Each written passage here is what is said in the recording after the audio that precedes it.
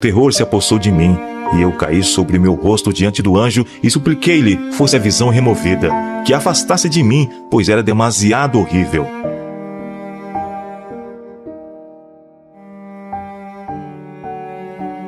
Está acontecendo. Jesus está prestes a se levantar do trono. Quando ele disser chega, e quando esse tempo terminar, não haverá mais volta. O mundo está se alinhando, a verdade está sendo pisada, a apostasia está sendo aplaudida e os fiéis estão sendo silenciados. O decreto virá. Não é teoria da conspiração, é profecia e está mais perto do que você imagina. O sinal da besta. Numa visão dada em 27 de junho de 1850, meu anjo acompanhante disse: o tempo está quase terminado. Refletes, como deveis, a amorável imagem de Jesus?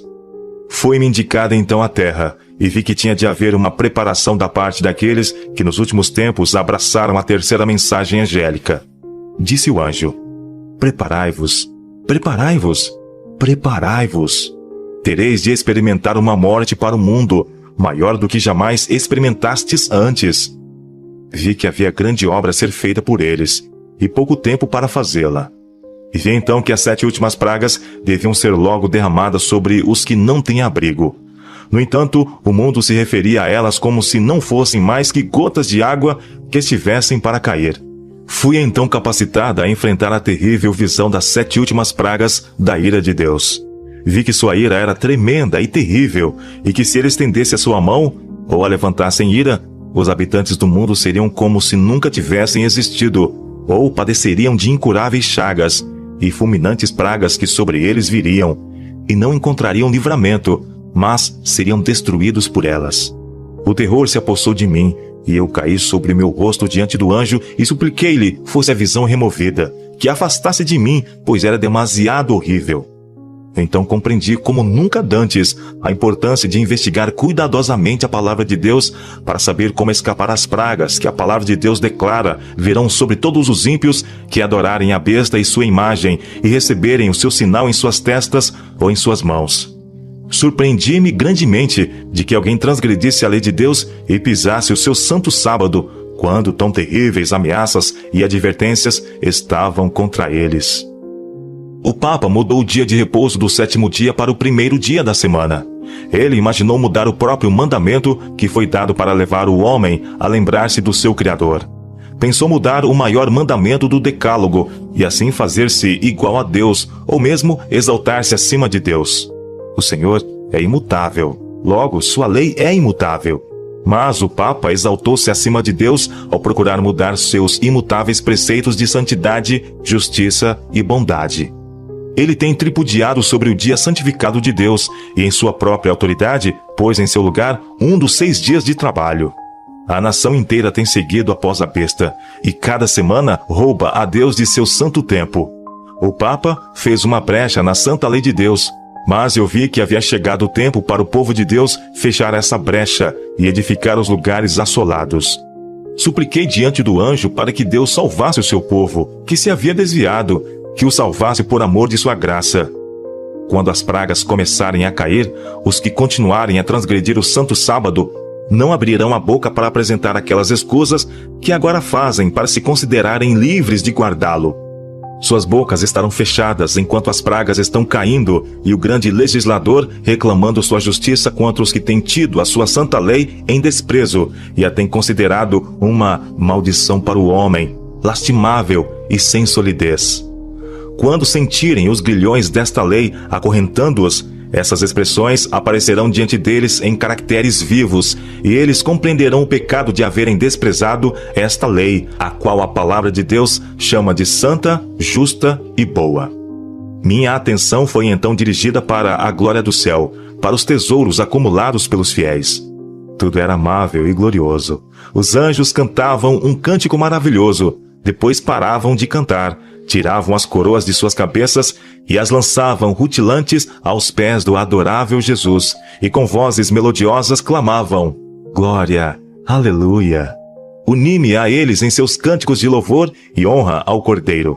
e toda vez que eu abria a boca para louvá-lo, experimentava um indizível senso de glória que me circundava.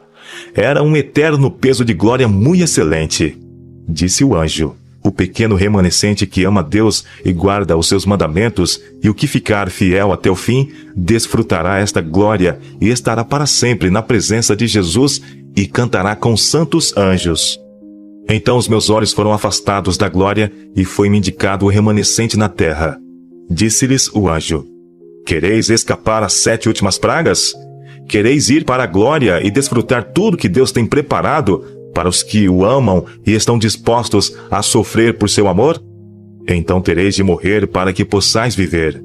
Preparai-vos, preparai-vos, preparai-vos. Precisais ter maior preparo do que até agora, pois o dia do Senhor vem, terrível tanto em ira como em vingança, para desolar a terra e destruir dela os pecadores. Sacrificai tudo a Deus, deponde tudo sobre o seu altar, o eu, a propriedade e tudo mais, como um sacrifício vivo. Tudo é reclamado para entrar na glória. Acumulai para vós um tesouro no céu, onde nem os ladrões roubam, nem a ferrugem consome. Tereis de ser participantes dos sofrimentos de Cristo aqui, se esperais participar com Ele de sua glória no além. O céu terá sido barato, se o obtivermos através do sofrimento. Precisamos negar o eu ao longo de todo o caminho, morrer para o eu diariamente, deixar que somente Jesus apareça e ter em vista continuamente a sua glória. Vi que os que ultimamente têm abraçado a verdade terão que aprender o que é sofrer por amor de Cristo, que terão provas a suportar, provas que serão agudas e cortantes, a fim de que sejam purificados e, pelo sofrimento, capacitados a receber o selo do Deus vivo, a passar pelo tempo de angústia, ver o Rei em sua formosura e estar na presença de Deus e de anjos santos e puros. Ao ver o que precisamos ser para herdar a glória, e quanto Jesus havia sofrido para alcançar para nós tão rica herança, orei para que fôssemos batizados no sofrimento de Cristo, a fim de não recuarmos nas provas, mas sofrê-las com paciência e gozo, sabendo que Jesus havia sofrido, para que por sua pobreza e sofrimento fôssemos enriquecidos. Disse o anjo: negai-vos, precisais caminhar depressa. Alguns de nós têm tido tempo de possuir a verdade e progredir passo a passo, e cada passo dado tem nos propiciado força para o seguinte. Mas agora o tempo está quase findo, e o que durante anos temos estado aprendendo, eles terão de aprender em poucos meses. Terão também muito que desaprender e muito que tornar a aprender. Os que não receberam o sinal da besta e da sua imagem, quando sair o decreto, terão que estar decididos a dizer agora: não mostraremos estima pela instituição da besta.